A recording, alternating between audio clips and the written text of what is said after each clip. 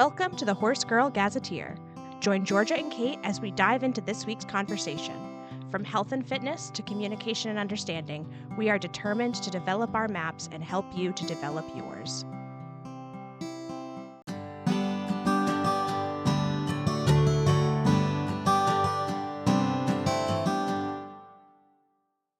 Hey, so I think today we're going to talk about the idea of knowing better and doing better, which is, I think, something most horse people experience over their journey, especially if they are lifetime horse people. For a lot of reasons, I think it's really interesting how we evolve as people and as horse people, and how our understanding of horses and what's important to us changes over time. And that can be really exciting and also really frustrating and challenging. But I guess to start out, you have been a lifetime horse person, and your mom is a lifetime horse person who had you involved with horses from a very, very young age. And you've had a pretty broad array of experience with horses and worked with a lot of different people. So I think it would be kind of interesting to start with kind of some of your stories or thoughts on, I think, kind of the maybe start with some of the concepts or philosophies that have been really consistent for you throughout your horse experience. Like, what are the things that you learned at a really young age that have served you really well now as an adult and kind of continue to serve you throughout different experiences? Yeah, this is something that my mom and I talked about, which I believe will be the next episode that comes out, that there is a lot of things that I learned at a young age that I have carried through my horse career, as well as just like being a human person, such as a basic understanding of empathy and understanding that you're working with another creature. I think being mindful to be fair is something that has been very consistent. I have occasionally worked with people who I do not think that was a priority of theirs, and I worked with them for a very brief period of time because I was like, this doesn't feel right. But what fair looks like, I think, is different to a lot of people. So like when I was riding with my mom, her focus was on being a balanced rider. And I think her and Mary Wanless probably would have some interesting conversations together as well. And she'd probably really enjoy a lot of Mary's teachings because she was very focused on like, how are you a balanced rider? How can you sit on a horse and be fair and easy to carry? Which is something that I've ridden green horses for most of my career, which is a blessing and a curse. So being a balanced horse person and just keeping myself on the horse in a balanced way has been very helpful throughout. And now learning how to help the horse himself be balanced and not just me. Yeah. Yeah, and I think just general fitness, being mindful, like from the time I was like 4, I was told, oh, the walk is the best gait for the horse to gain fitness in. Like, if your horse is unfit, go walk around for a while. Yeah. And I have carried that through, and I have always gotten compliments on my horse's musculature and the way that they look, because I've always been like, yeah, well, we spent the first 6 months that we were riding together walking and going for nice long walks. And I think that all of those like basic fundamentals are pretty universal, even if I decided to branch off into Western, or if I decided to continue riding saddle seat when I explored that. Like those basics kind of carry you through. Yeah. I think in my early experience, again, some of these really kind of fundamental ideas of horsemanship. One thing I remember being so proud the first time I led a horse out of the stall and I noticed that it was lame before anybody told me. And I was so pleased that I had had that awareness, which I think speaks really highly of my childhood instructor, who really emphasized that we were not going to ride the horse if they weren't sound. And if they were a little off, we would give them the day off and come back another day and sort of try to figure it out. So that was a concept that I think was highlighted early on in my career and has certainly formed the foundation of kind of how we think about the horses now for the lesson program, for in terms of training and prioritizing the horse's comfort and well-being before the training or the activity or the whatever else comes next. So that is definitely something that started early in my life. And then one of my favorite early horsemanship sayings was discretion is the greater part of valor. So if the horse came out sound and also bouncing around near the rafters, we would put them away and live to ride another day. And this is where our experiences differ. And there are potentially some downsides to this approach, in that I suppose one could understand that as being, caving to fear, or, allowing patterns to develop that are not ideal. That could happen, certainly. But I have, knock on wood, had very, very few horse accidents in almost 20 years of riding. Fairly consistent riding with a broad range of horses. Mostly, I think, because I was encouraged to have patience. And I think that the idea of discretion is the greater part of valor is not to walk away because you're afraid, but just like take a step back and think about it and figure out the next best step forward, which sometimes is, let's try tomorrow. So that's something that I've really appreciated and valued as a concept. And I definitely use that today. Even this morning, I went out to work with Ginny, who was diagnosed recently with a tight butt, and was prescribed massage. So she had a Poor massage. girl. I know. What a bummer. She had a massage that put her almost into a trance. After some negotiation, she wasn't thrilled about it in the beginning. And then afterwards, she was like almost comatose. So she's had that for a couple of days, and I was going to go put her on the lunge line and just kind of see how she looked, how that had settled. She got some taping and some red light stuff following the massage. So just kind of wanted to see where she was at. And I put her halter on and walked her to the gate. And she was antsy, levitating, and it's cold out, and it's fall, and it's windy, and she hadn't had her breakfast yet. And so instead of just charging along with my plan, which was to throw her on the lunge line, where I'm almost positive she would have ripped around like a maniac, which would not have been productive. Is there a place for that? Yes. But that in this moment was not really my hope. And instead just did some, I asked her to put her head down and breathe. And she did, by the gate in her turnout. And then I let her go have her breakfast. Yeah, I think that is something that I have learned a lot with Jules, is learning how to understand what horse is coming out of the paddock with you and what you can expect from them. Yeah, and it's tricky because there's not really one answer. Right. Because it's, you can, depending on the context, and there's a million things you could do, and the outcome you're going to get is so dependent on so many different factors, and there's so many outcomes that are fine, that are moving you forward, or at least not moving you backwards, that are, building positive associations, or building trust, or building confidence, or just building balance. And I think there are so many factors, and it's really easy to get kind of convinced into a mindset that is, this is my plan and I'm sticking to it. Come hell or high water, and at whatever cost, which can be short-sighted depending on the situation. And I think there's actually equal danger in a mindset that's like, well, the horse is not perfectly equilibrated right now, so I'll just walk away.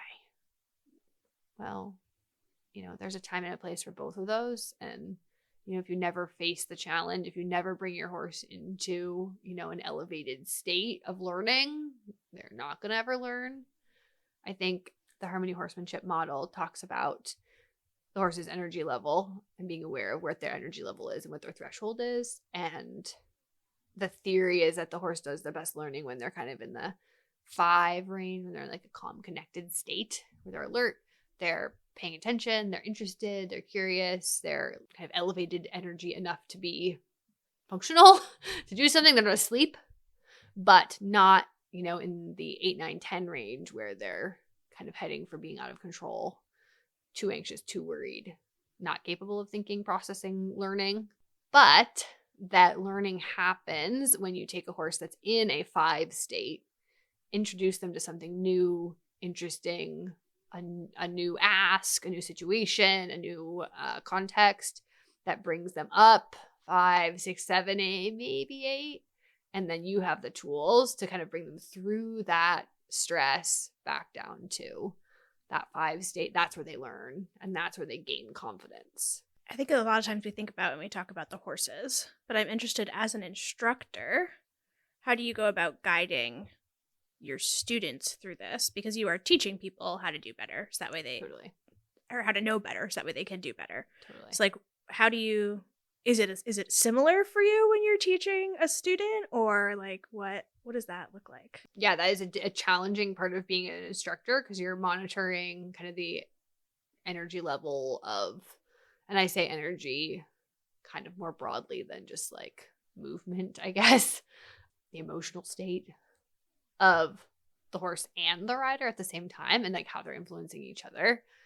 And I think being able to help a rider find a calm alert, kind of a like engaged place, give them something challenging, and then, you know, have a successful experience, is also can be difficult. And especially to find like which exercise is it that is in kind of the horses.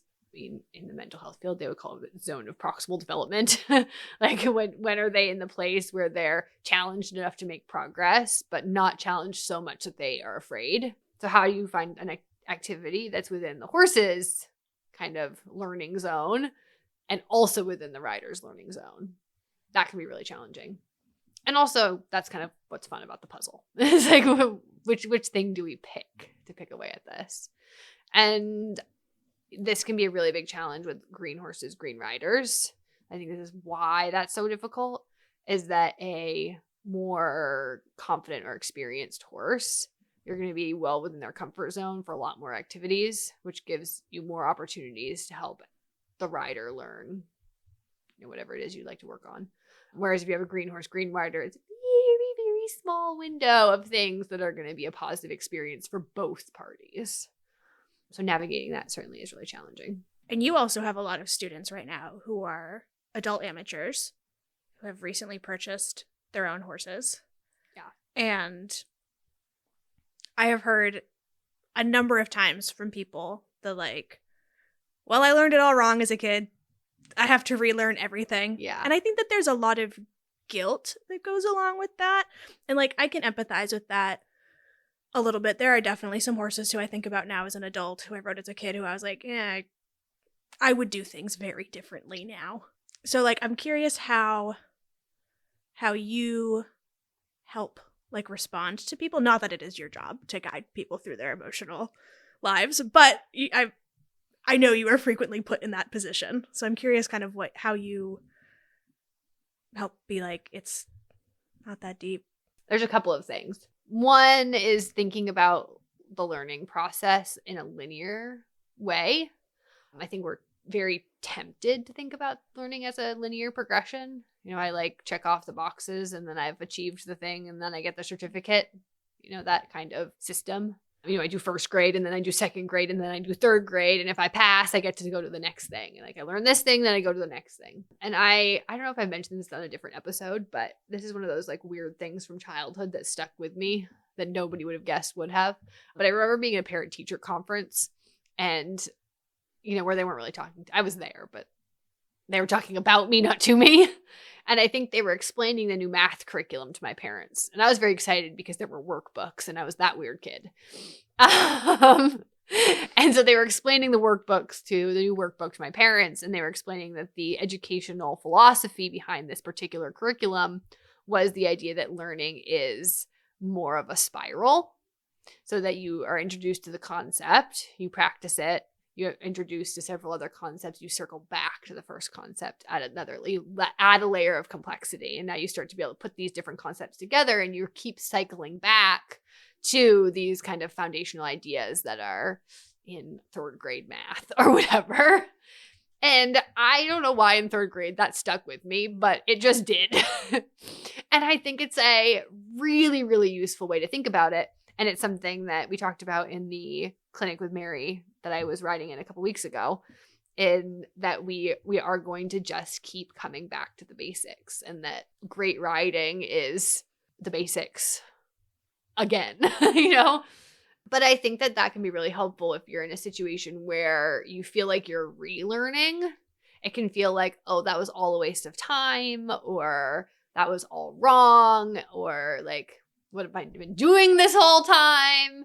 And not that there isn't like a seed of truth in that thought, but I think that it can be helpful to focus less on time lost or, you know, what you weren't doing during that period of time, and more think about like, there's probably a lot of value in what you were doing.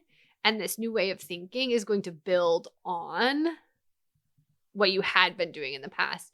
And even if you're learning an entirely different way of communicating or organizing your body or, you know, thinking about riding, you know, riding is a person and a horse. Like, regardless of what discipline you're in, there are some universal truths that are going to be present kind of wherever you are, whatever you're doing with horses.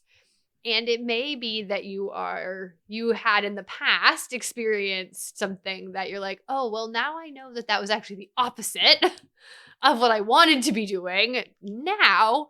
But that's actually a really valuable counterpoint to have. And that has value, even if it's a habit that you're now unlearning or are writing over or kind of understanding in a different way. All of that has value, and you're just in that spiral coming back to those basics. And the reality is, you know, even if you had started in the right way, which like who knows what that is exactly, you would still be coming back to the basics. So I think that that can be a useful way to like kind of reframe that frustration of like, oh man, I wish I'd been learning this from the beginning. Yeah, well, and I think that you hit on something really important, which is you said, like, who knows what is the right way? Like, at the end of the day, we don't.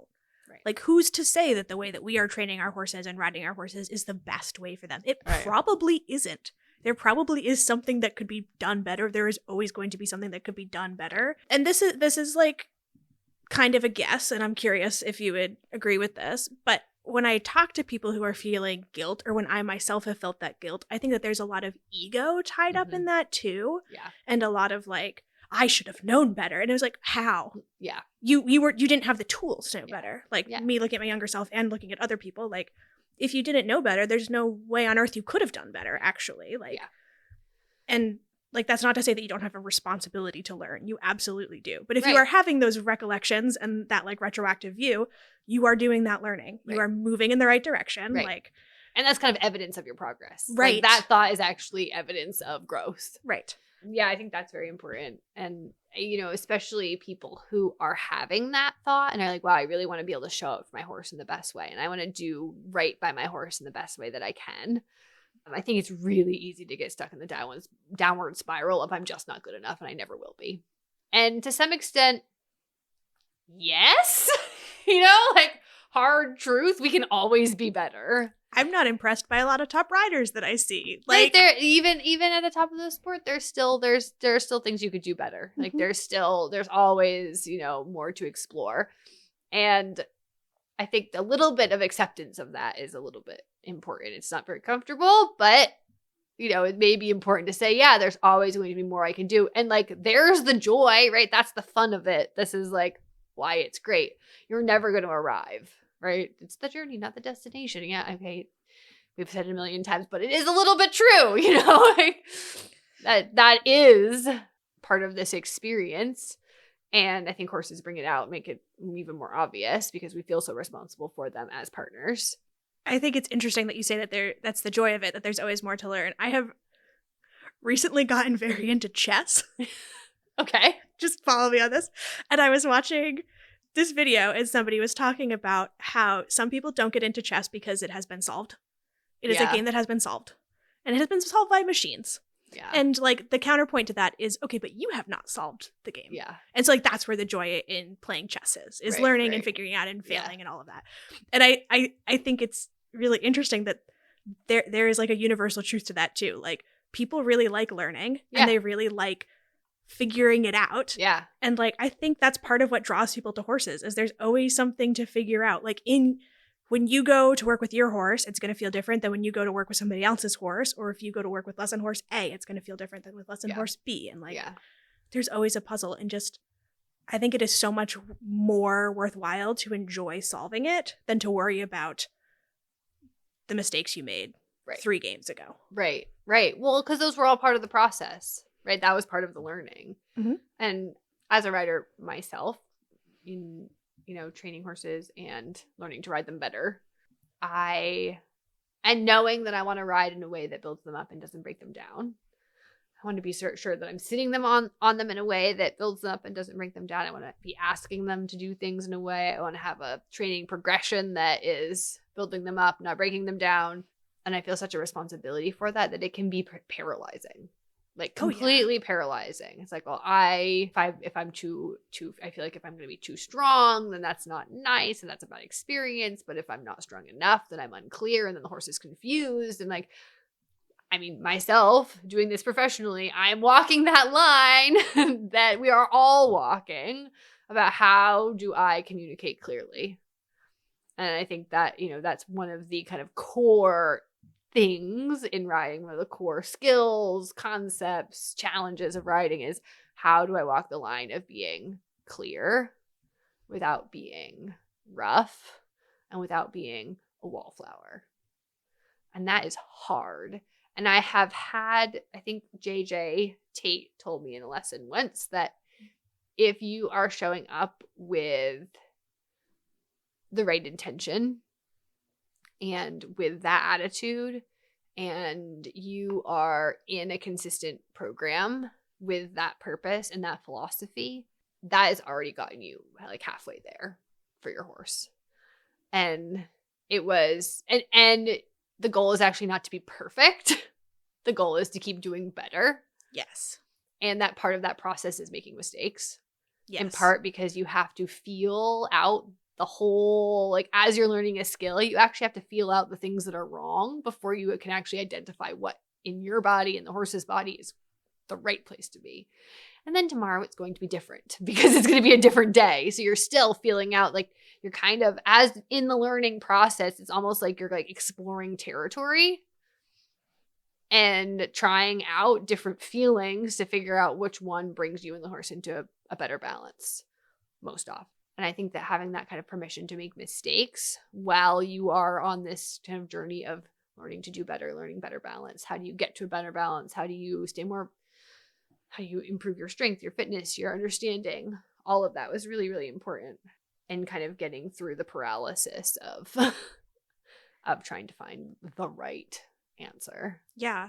And I think especially for people who rode as children, like there are plenty of kids who ride just in a program and they ride once a week and that. Mm-hmm. But I think at least a lot of people who are my age and older who rode horses as kids, there was a lot more freedom kind of universally with horses if you were with horses.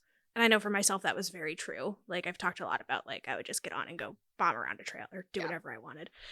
And I think this is something that I've seen Denny Emerson talk about, which is that, like, yeah, you probably weren't riding correctly, but like that time in the saddle, like you said, like getting a feel for what is it that brings us into balance, you're gonna kind of naturally get some of that. Yeah. And I think that is like a huge boon. It's just like the more time you've had in the saddle, actually it's okay if you weren't doing it perfectly because like you were still gaining that sense and that seat, and there's something to be said for that.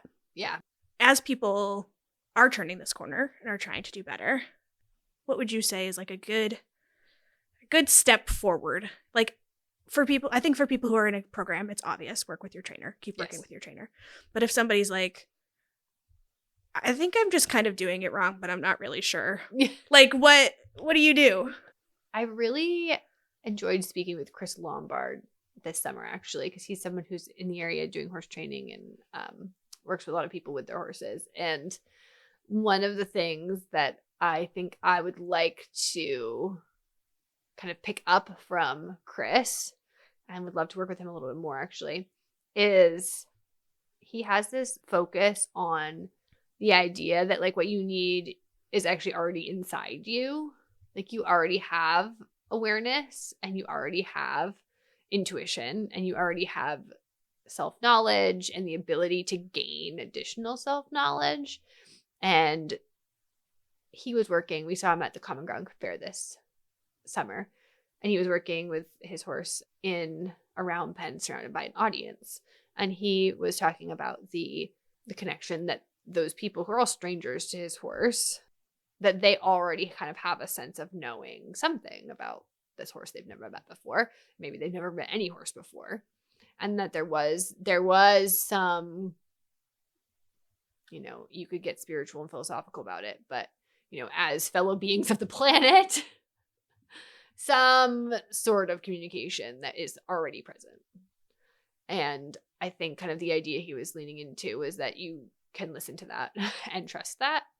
So, I mean, what you're saying, just like in the question, is, if you're in a situation where your sense is that it's not right, or that it's not the connection that you have with your horse, or the experience you're having with your horse is like not what it could be, or not what you want it to be, or there's a misalignment, or something's just a little wonky, or you want to, bring it to a deeper level or broaden it. Or I like how, how Chris acknowledges the truth of that and encourages people to embrace that self-knowledge and that connection and bring it, like, center it more in their awareness.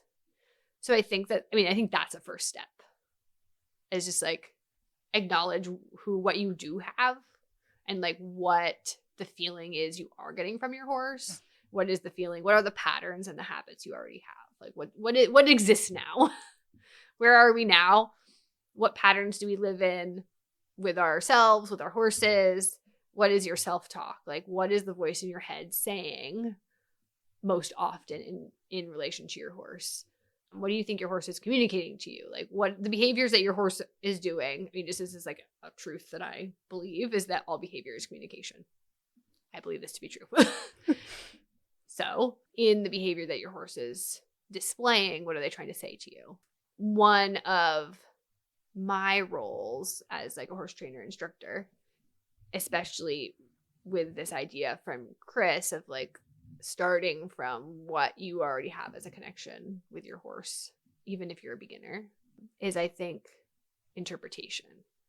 It's like having somebody who can like watch your horse interact with you, or watch you interact with your horse, and give some kind of ideas around interpreting what the horse is saying, what the patterns are. Sometimes it's like hard to recognize patterns we're in, and it's easier to see patterns in somebody else.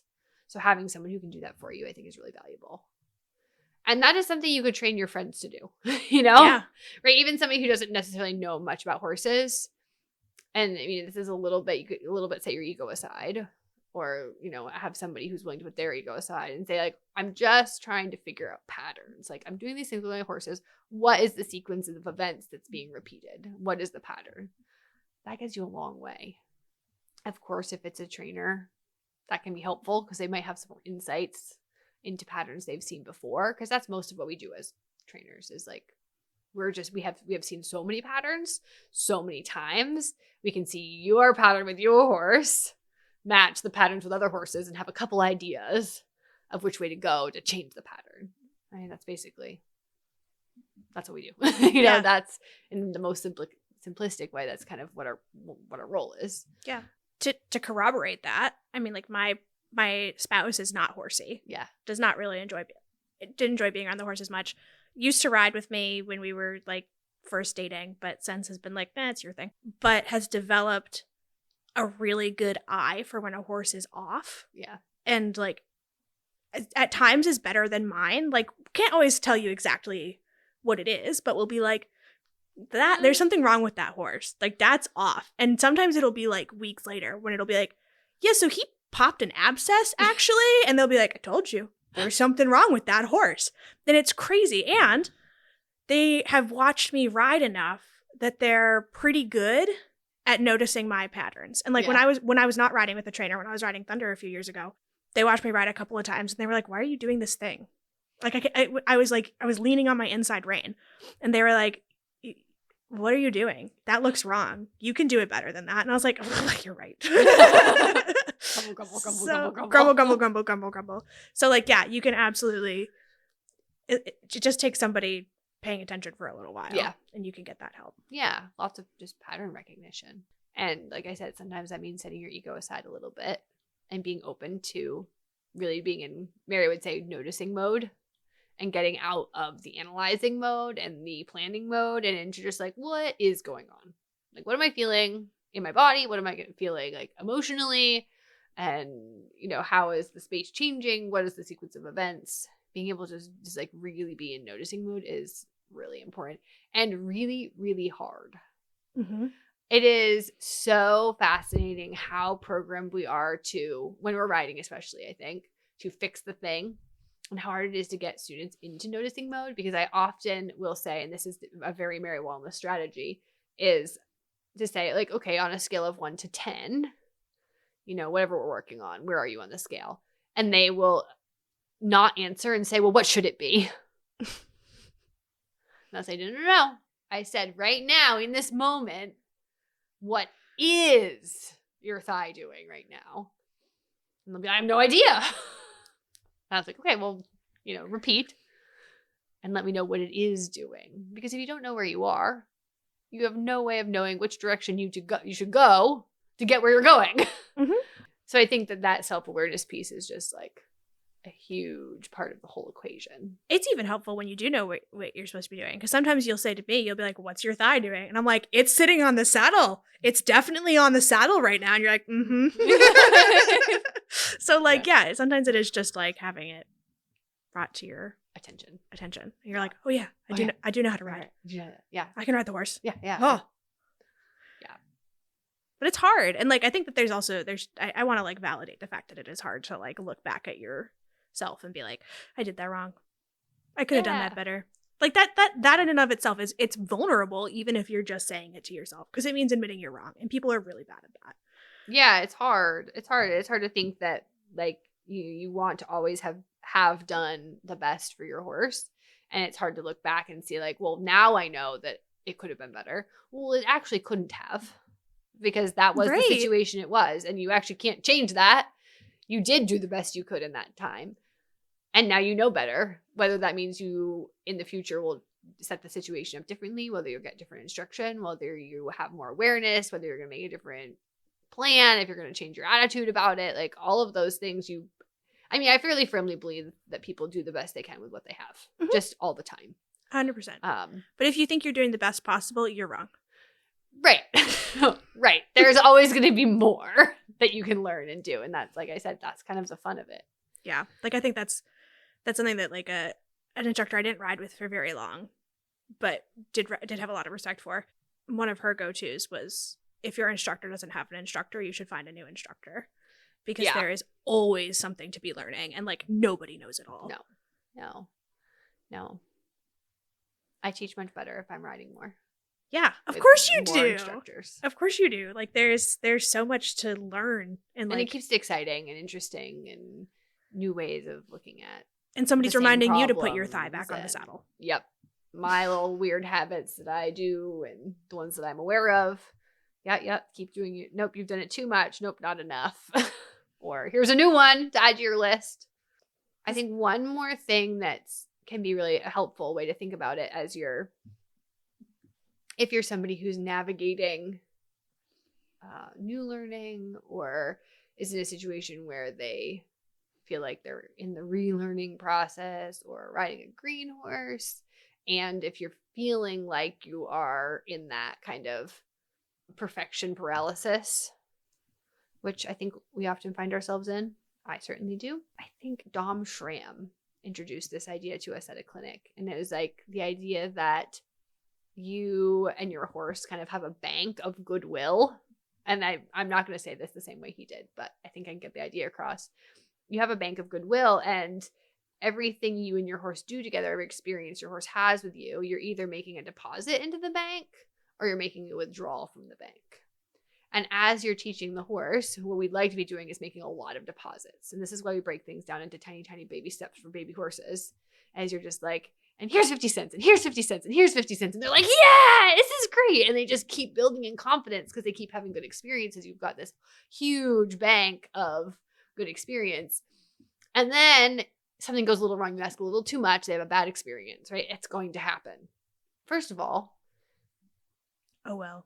well, just being alive involves being occasionally uncomfortable, you know, in experiencing some pain, some discomfort, some confusion. Like these are things that are going to happen. And a very critical skill is being able to cope with that reality for you and for your horse. So for one thing, realizing that you can be uncomfortable, out of balance, and recover and live, critical things to experience in your life, also for your horse. So not the end of the world if something occasionally bad happens, especially if you have deposited enough that their bank account doesn't go to zero. So the more you've deposited in, the more kind of buffer you have for you to be able to like challenge them a little bit more, risk a little bit more, risk something going a little wrong, but have enough kind of money in the bank of goodwill that they're going to be like, oh gosh, that was, but we're probably still good. If you're riding the horse and you're just taking withdrawals and withdrawals and withdrawals and withdrawals, eventually the horse is going to say, I'm not going to play anymore because you've lost all the goodwill. The goodwill is now gone and they're going to start really having a problem.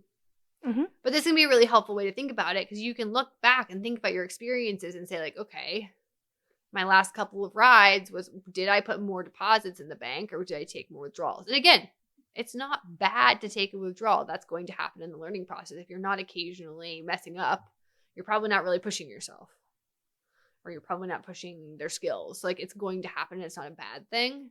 But, you know, have there been a couple really, are we getting into a pattern of big withdrawals or are we doing smaller risks? And do I need to today focus on little things, big deposits? Or have we been doing really, really well? And this is a good opportunity to like give them the opportunity to try something a little bit more difficult. Or am I in a place where I feel like I've made a lot of deposits and I'm feeling the confidence to push a little farther and like risk a withdrawal and see if we can, you know, hopefully make another deposit. But So there's another element for your map for the week. there you go. Is the bank of goodwill. The bank of goodwill in your horse training.